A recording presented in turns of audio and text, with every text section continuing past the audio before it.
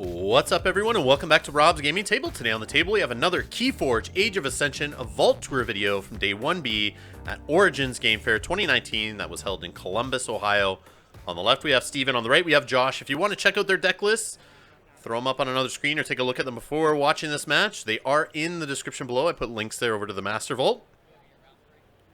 And if you haven't already seen, we've had Josh play already. I'm not sure if Steven's already been in the videos, but we do have a whole bunch of other videos posted from this KeyForge tournament and other tournaments over at Rob's Gaming Table on YouTube. They are in playlists there, so you can check them out if you're looking for more KeyForge coverage. So we got a Plague Rat deck on the left, it looks like, and an Umbra. Miasma played there for the Amber, basically. And it looks like the opening card from Josh there was an Anguish that now has a damage on it thanks to the Plague Rat. So Steven's keys actually are +1 cost right now due to Anguish's ability. And there's Board in the Redeemed, has that Capture 2 ability. We have Free Markets, gaining 2 Amber, I believe, since there's 2 other houses besides Sanctum in play. Shadows and Dis. So it looks like we got 1 Amber on Steven's side, 2 Amber on Josh's side there.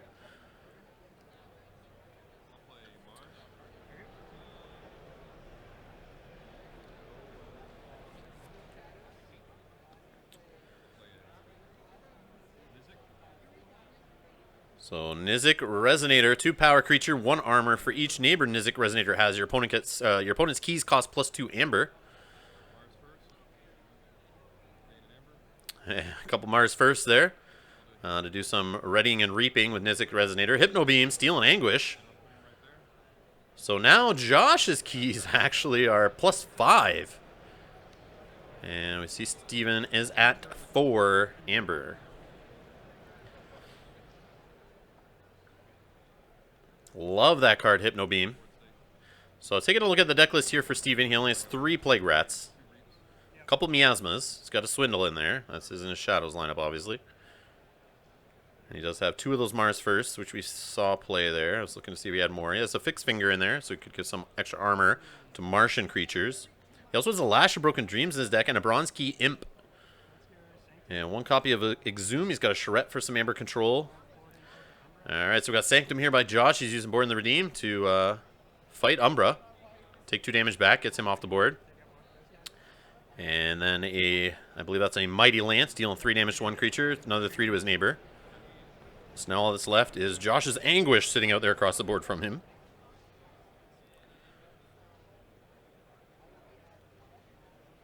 So quickly Josh slimming that board down. Keeping it under control. So Shadows, Throwing Stars from Steven here. Finish off Board in the Redeem. That gains them an Amber. And obviously puts that extra damage onto Anguish to increase the key cost. And Little Nif has Omega and Deploy. And Elusive, I believe, coming into play there.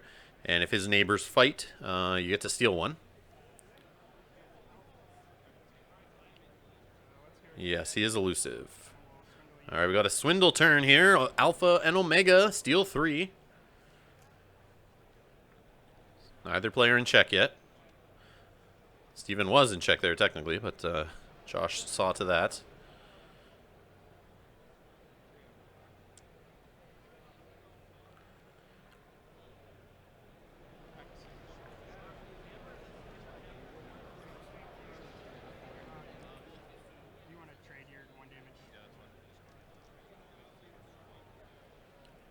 Just adjusting the damage token there on Anguish, just making sure they match.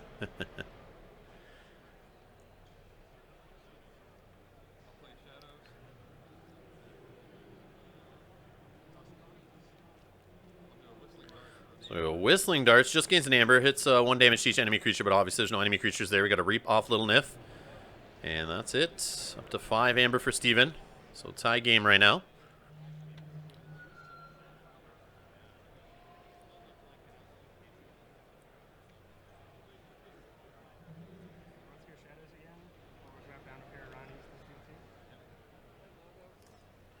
So double Ronnie Wrist Clocks dropping in there.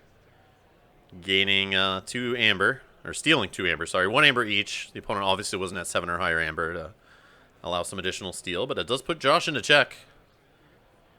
And we got another Plague Rat coming down, dealing 1 damage to each other creature. So working great with that Anguish. So I guess Anguish is making sure Josh is not in check there, increasing his key cost by 3 right now. And we see a Reap off Little Nif. Enemy Asthma, not that it matters, but gaining an Amber.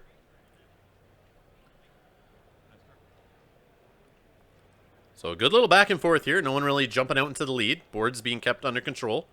Amber going back and forth here.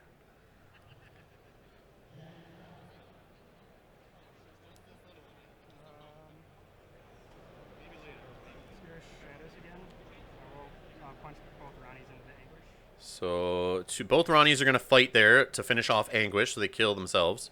And Anguish going back to Josh's discard pile there. So now he is in check with 7 Amber. So no cards played from hand, though. Well, maybe he's sitting on quite the lineup in hand, doesn't want to really commit there yet. This was a good way to get in check. Not pay too much Amber for his keys.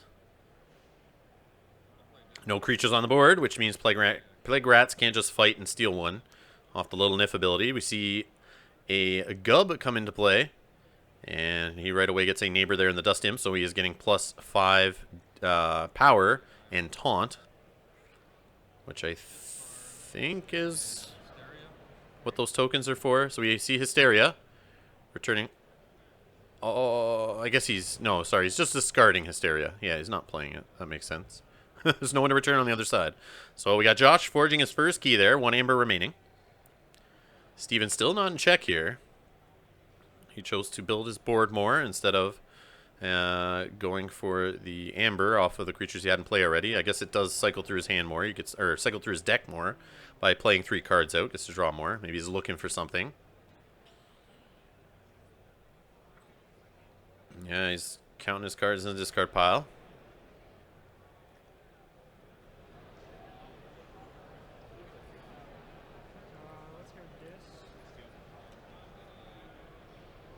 So Josh playing an Exhume here. We're going to have another Ronnie's Wrist Clocks jumping back out into play. Or has he got something better?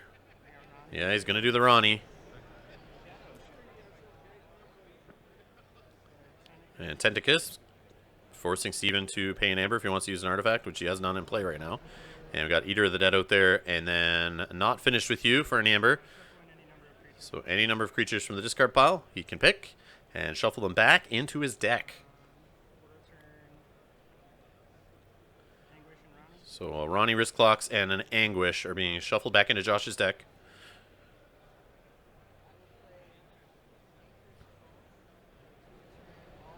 And it looks like Josh is ahead by a key now. He's got a key and 4 Amber. Stevenson at 4 Amber. So Josh is shooting away into a lead here. Quite a lead.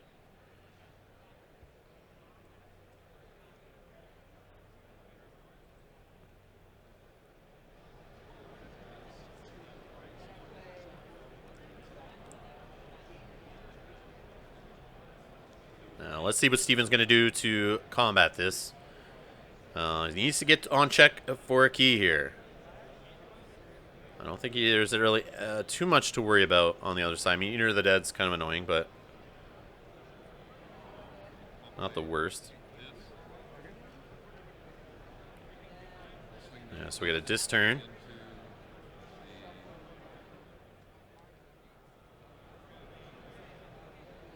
So Dust Imp's going to trade with Ronnie, gaining 2 Amber for Steven, putting him in check. And Gub is now back to 1 and no taunt. And we have an Exhume, so it's going to probably put a neighbor back out for Gub there. And Izzix Resonator raising keys by +2 right now for Josh. And now we have a fight into Eater of the Dead, killing Eater of the Dead, and it should steal 1 off Little Nif's ability. Steal 1 Amber. And yep, they catch it. So Steven's up to 8 and controlling the board here. So pretty good turn for Steven. And Misery Exploit gets discarded. I see that card discarded quite often myself too. It's hard to line that up. I have it in a couple decks that also have Mars or Shadows, and you have those spread effects, which Steven we did see as Whistling Darts and Whistling Darts and Throwing Stars which are great with that card. But I mean, if you see one before the other, or they come too many turns apart, you don't get them to line up too often. It's kind of annoying. It's too bad the card didn't have a Lease and Amber on it. They make you work for it, I guess. So we have Banish, archiving Nizik's Resonator. And so Gub dies automatically because his strength reduces since he loses a neighbor. And then another Banish on... what was the other creature there? Little Nif, I think, got archived there. Just leaving the Plague Rat and Tentacus out on the board. And Josh is in check. Steven forges his first key and has 2 Amber remaining.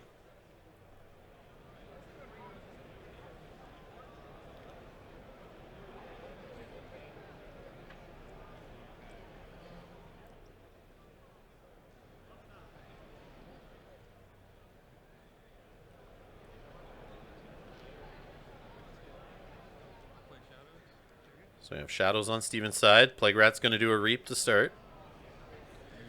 Life for Life to sack the Plague Rat and kill Tentacus, gaining an Amber off that action card. And the third Plague Rat has made an appearance. No damage to any creatures, since there are no other creatures. And we got the second key forged here by Josh. No Amber remaining. Still basically 1 key ahead of Steven right now. I do like that little chain tracker there in the bottom. That Steven has. That's a pretty cool little chain tracker.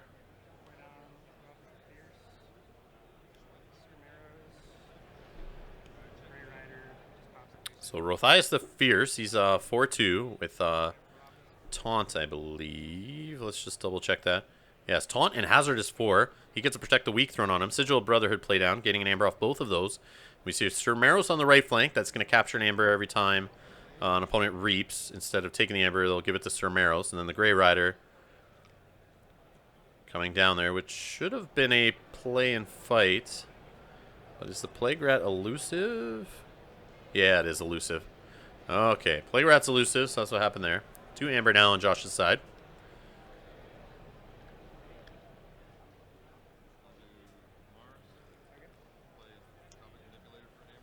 So we got Entropic Manipulator. There's a rare out of Mars played by Steven there. Gains an Amber, then play. Choose a player. You may redistribute the damage on creatures that player controls among that player's creatures, and you may cause more damage to a creature than it has power. But obviously there's no damage to shuffle around there, so he's just playing it basically for the Amber. And he throws a Red Planet Ray Gun onto the Plague Rat and gains an Amber off that. And then now that Plague Rat, when he reaps, he can choose a creature, deal 1 damage to each creature for each Mars creature in play, which right now is 0.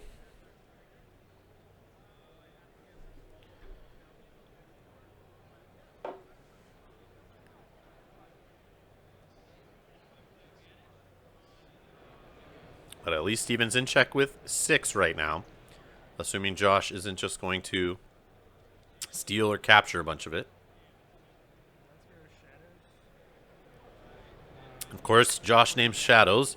Does a Miasma, so there'll be no KeyForge there. So he doesn't even have to steal any right now. And we see a Yahtzee Gang coming out. Speaking of steal, as the action steal one. He is going to pop the Sigil of Brotherhood to be able to use his board of Sanctum creatures right now. And Surmero's fighting Plague Rat to get rid of the elusive. Then Rothias the Fierce doing a Reap. And then the Grey Rider doing a Reap. And readying and fighting a Rothias the Fierce to finish off the Plague Rat. Getting Josh up to 5 Amber.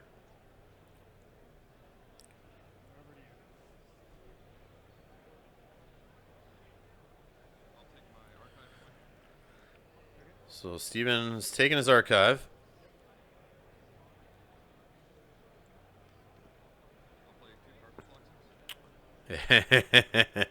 Carpet Fluxums. He has no creatures in play, so he gets to do some 4 damage hits to all opponent's creatures. So basically a one-sided board wipe there with both those cards, gaining 2 Amber, and Nizik's Resonator coming into play, but not increasing the cost right now. He has no neighbors. But putting himself over check now at 8. And wiping the opponent's board. Not a bad turn when someone miasmas you. Got some work put in there. And we got a Dis turn, Call the Weak, destroying Nizik's Resonator. Obviously the least powerful creature.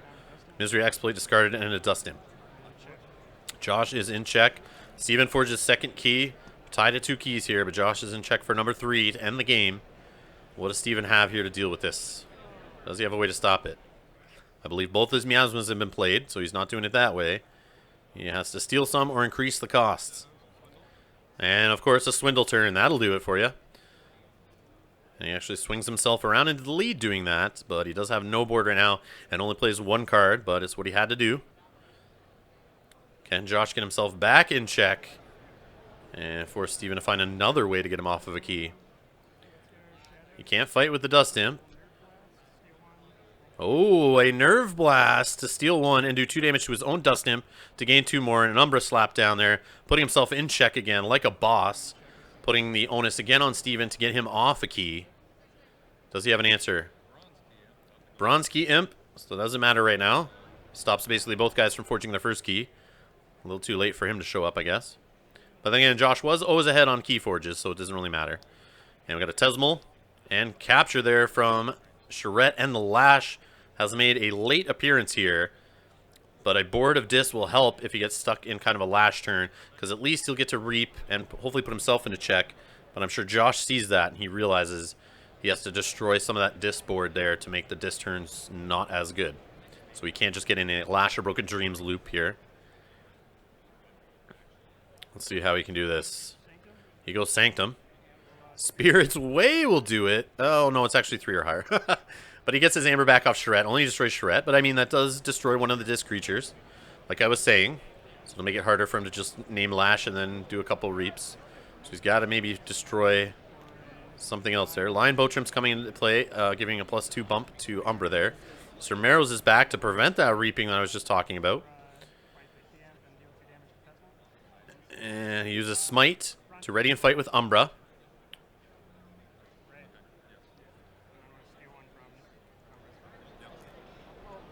And doesn't Smite... Yeah, shouldn't a Smite wipe the board since it dealt 2 damage to the attacked creature's neighbors? Since he destroyed... I'm not sure what he did there. So he ready and fought with the friendly creature, which was Umbra. Tesmal's gone. Tesmal's elusive. Bronze Key Imp is not. I'm not sure. But Smite should have dealt 2 damage to the neighbors, so... And we get the reap here off the Bronze Key Imp. Someros captures the Amber. And we have an Amber Imp, which basically stuns creatures who reap.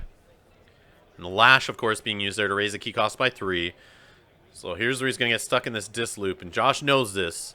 So he'll either get to 9 or just keep destroying Dis creatures so that he's not locked in. And then Steven can't just stop him from forging. And there's the Sucker Punch gaining an Amber. Putting him up to 8. Archiving Sucker Punch. Destroying the Amber Imp. And Furtive Investors just gaining 1 off of it. So there he is at that magical 9. And Lamindra coming in between Sir Meros and Umbra, giving them both elusive. And Umbra will fight the Bronze Key Imp and steal 1, putting him to 10. And a hidden stash there, putting him up to 11. Archiving a card. I think this may be it. He may have sealed the deal here. And that's a Steven realizes he's got nothing to lock him down. And Josh wins another one here. Thanks to both players for playing on camera. That was awesome. And thanks to everyone who supports us over at Patreon. You guys are awesome. You see their names there on the screen. If you'd like to donate on Patreon, help the channel grow, you can do so by clicking the link in the description below. Mad rhymes. All right. More KeyForge coming up on the channel. We got a couple games recorded each round here from day 1B at Origins. Also have a bunch of games recorded from day 2 of the cut, from the top 16 and whatnot. So stay tuned for that. Thanks for watching.